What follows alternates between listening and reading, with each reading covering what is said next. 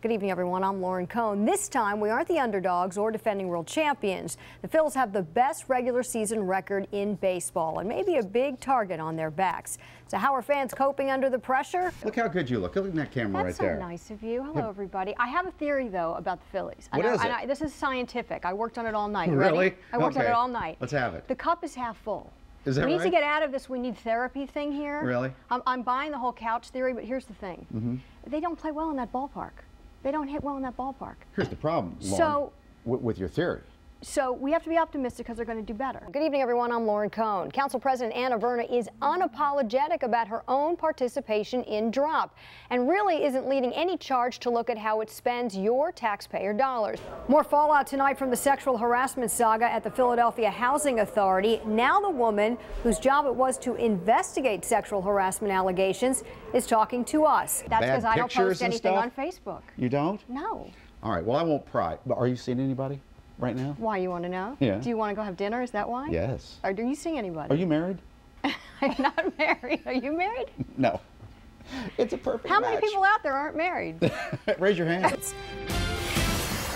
It's the bottom of the hour. Let's take a look at your top stories at 5:30. And good evening, everyone. I want to get right to it. The rescue of minor number 24 right beside me. If we can take this full, another wonderful sight to see. Another minor coming up safe and sound as they release him from the oxygen mask, and the celebrations and the cheers. Let's listen in just a little bit. Well, Claudia, I want to give our viewers some perspective because we're talking about a hole that's 28 inches in diameter. The Phoenix is 21 inches. It's 10 feet high. It weighs 900 pounds.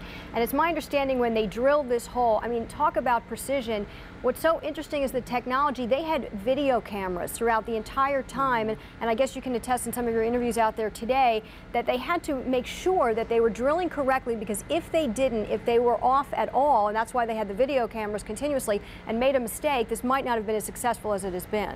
Yeah, I'm holding onto my hat because the winds have really picked up out here. It has hit the Philly area, guys. It's been a monsoon, constantly drenching, pelting you. It's getting sharp, it's getting colder. I got to tell you, though, I'm absolutely shocked that people are still driving on MLK Drive. They're still across over on Kelly Drive. We just had some of the police vehicles behind Boathouse Row, which still, of course, looks pretty right now with all the lights up. But the cop cars are over there now because they're trying to move these people out and get people to go home. And plenty of people still up there behind me on the Schuylkill Expressway. I don't understand why people are still out in this, but they certainly are. We've been driving around for a while, and certainly there's already minor flooding. And you mentioned some of the flooded areas already. We've seen plenty. Now, in terms of people seeking shelter, I want to show you some video. Roxborough High School opened its shelter not too long ago. They've got plenty of people showing up, and these people were scared, incredibly emotional. I never heard people like this before. They just weren't quite sure what to do. They were smart. They got out of the area. They have about 500 cots set up there so they can take you for days. And I talked to this one family that is just so incredibly scared, the Torres family. Joining me to talk about this bizarre story is attorney Amy Feldman. It's always good to see you, Amy. Good to see you, Lauren. This is very unusual. Can this actually work? All right, another interesting topic is the cost of defenses. This one out of Missouri. Judges are briefed on what a prison sentence might cost. An example here, $37,000 for a 3-year sentence versus just under $7 grand for probation. And this is really cool because I know a lot of people out there are addicted to this. This is the iPad, and we're following all types of election trends tonight. So I want you to zoom in and take a look as I show you. We're going to click here, and this is a Facebook page. And what's very cool is people are tracking who can vote on Facebook. You can click if you voted on Facebook. We're taking a look. There's more than 7 million people that have voted already, so it's kind of fun to follow your friends to see what they're doing. I'm going to minimize that and bring up Google and show you some of the latest trends. The hot topics are voting. The hot searches are exit polls right now, so you can click on that. It loads, and it gives you some of the cool trends. You can also follow Twitter on this. Joining me now to talk about this is political commentator Dan Proft and financial analyst Todd Schoenberger. Gentlemen, thank you for being here. Thanks for having me. Thank you. So let's start with reaction, Todd. This is where our tax dollars are going. We bail them out and we get this. And there are plenty of people who want those jobs. Dan, Chrysler suspended the workers without pay, but if these were not union workers, they would be fired. Sharon Crowley here now. We can breathe a little easier. The emergency bra, wow, on the market. What are they making for men? Yeah, that's a good question. And John Blair's is here now. He wanted to know that. Yeah. Well, it doesn't seem like such a disaster if everyone's ripping off their brassieres. That's right. How did I know you were going to go there? Well, no, that doesn't make sense. Safety comes first, John. I don't know. We'll wait and see what they come out with for men. Well, they can't be cups because men don't go around with cups all the time. Okay. Thanks for sharing. Most They are still celebrating here at the Springfield Country Club. The Irish band just stopped playing, sort of indicative of the night. Pat Meehan still mingling around with his supporters.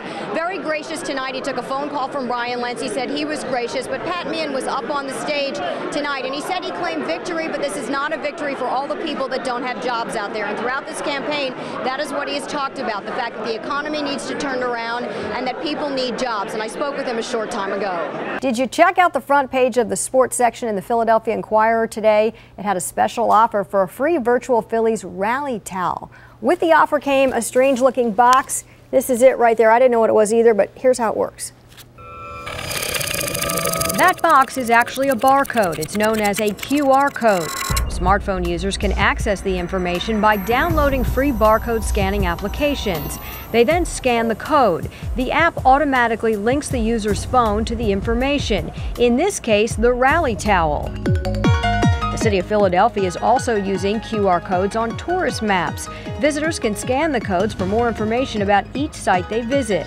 This technology is being used by television shows like Glee and even bars and restaurants here in the city. I'm holding my hat in the last 24 hours because the winds keep whipping up, but it sure feels good to see the sunshine here at the Art Museum. But take a look at all the people that came out, not just because of the sun, because they're taking pictures. What are they taking pictures of? Take a look at the raging Schuylkill River from this perspective. I'm going to call it the Mud River. Would you like to do some river rafting? Look at how fast that is moving. Now look, this river crested at 4 o'clock this afternoon at 13.56 feet. It's at 12 feet now, still at flood stage. Now I want to walk over a little bit with my photographer Fletcher and show you the perspective of Boathouse Row. All right, that's Boathouse Row, but behind that is Kelly Drive. That is still shut down because of flooding. Directly across on the other side is MLK Drive. Do you remember last night I was there at 10 o'clock being pelted by the storm? We were moved out at 10 because they were worried about the flooding. Well, that is still closed. The good news is above it, the Schuylkill is moving. When we take another perspective here of just how muddy and how far this water has come up with the benches, I want to tell you about the Riverwalk. Okay, the Riverwalk south to the city is mud walk. So if you're trying to get on at Walnut or Chester, any of those streets down there, you can't because the water's come up so far and it is still a mess. And as I walk around, I want to show you something else. I want to give you a little perspective. Okay, I heard close to 1 million people in the Delaware Valley lost power. Just in Philadelphia alone, 16,000. All right, across the East Coast, 14.5 million people lost power and we had 18 deaths. So it looks sunny now, but this was a monster storm.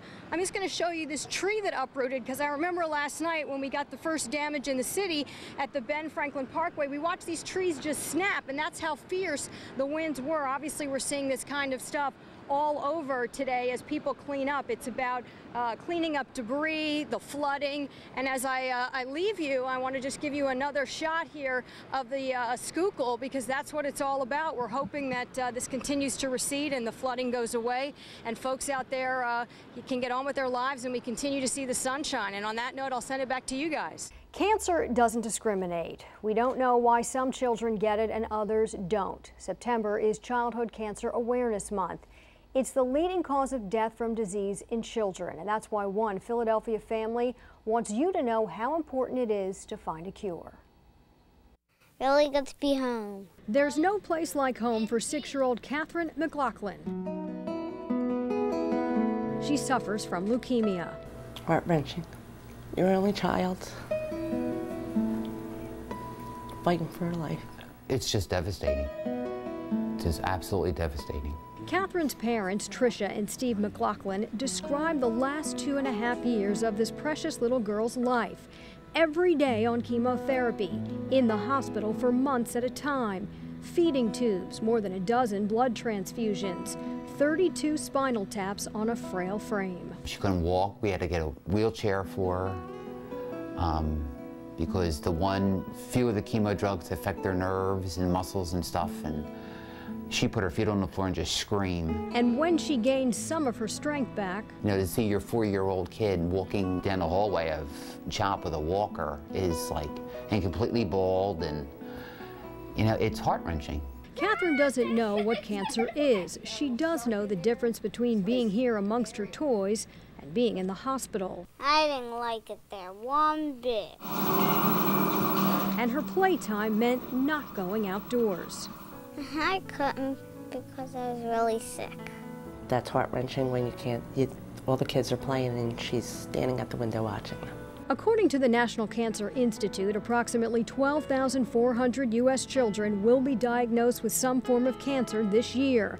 3,000 of those cases are childhood leukemia. We cure over 80% of the children that walk in our door. Catherine's oncologist, Dr. Susan Reingold, says most childhood leukemia cases have excellent prognosis, while some types are incurable. Catherine has acute lymphoblastic leukemia, the common form, but she also suffers from a rare cancer disorder on her spine, so her case is more complex. She could relapse at any time. You know, remission doesn't mean that they're cancer-free. These kids will never be cancer-free. It can always come back at any time. So they watch every sniffle, every move now that chemo is over and Catherine is back in school. But the McLaughlins have a message they want you to know. When I walked into that hospital and saw all those children, I mean, I was heart-wrenched. Not only my child, but so many kids with cancer, and people don't know. They don't know how these little children are suffering. If you want to know more about childhood cancer and how you can help, go to our website, myfoxphilly.com, and click on the Health tab. We are just days away from America's favorite doctor coming to Fox 29, and Dr. Oz tells me this season full of surprises, lots of rewards. I went behind the scenes on his new set and got some inside scoop on what makes the good doctor so successful. He's the man behind the curtain who lights up the stage.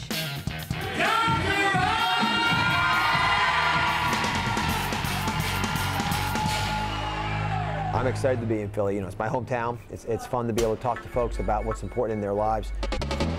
And his popularity keeps growing. We love Dr. Oz. 3, 2. But putting on a top talk show every day is no easy task. Let's cut the dough in half. This is the setup. Organize chaos as 200 staff get the set ready. From the lights to props to the kitchen and whatever unusual segment the good doctor will have to tackle. I am so happy, so excited. His fans, the audience, line the halls waiting for taping time. Suzanne uses a motorized scooter to get around. Today's big topic is 750-pound Suzanne Edmond, whose goal is to become the fattest woman in the world. Why have that as a life aspiration? I'm hoping that her story will awaken many others to the reality that they should not tolerate obesity in their life. Yes, Dr. Oz has all the bases covered when it comes to your health. I learn something new every time and I try to incorporate it. You hate belly fat because it doesn't look good. So what keeps the good doctor going? Chocolate-covered nuts, which I'm just addicted to. And that's an unfortunate reality because if you open a bag in front of me, I will finish off everything till I'm down to the very bottom. All right, and Philadelphia District Attorney Seth Williams is joining us now to talk about bullying, an important topic. Thank you so much for being here. Listen to this. He was lured to a group of kids in a neighborhood. They threatened him, they stripped him naked, they recorded it and posted it online, according to court documents his mother read to Metro. Now the footage drew, I can't even read this, drew hundreds of mocking comments and showed the youth begging for his clothes back as tormentors pulled his legs apart and he struggled to cover himself up. I mean, just awful. Yeah. And that's all for us tonight, but Fox 29 News at 6 starts right after this, so stay with us.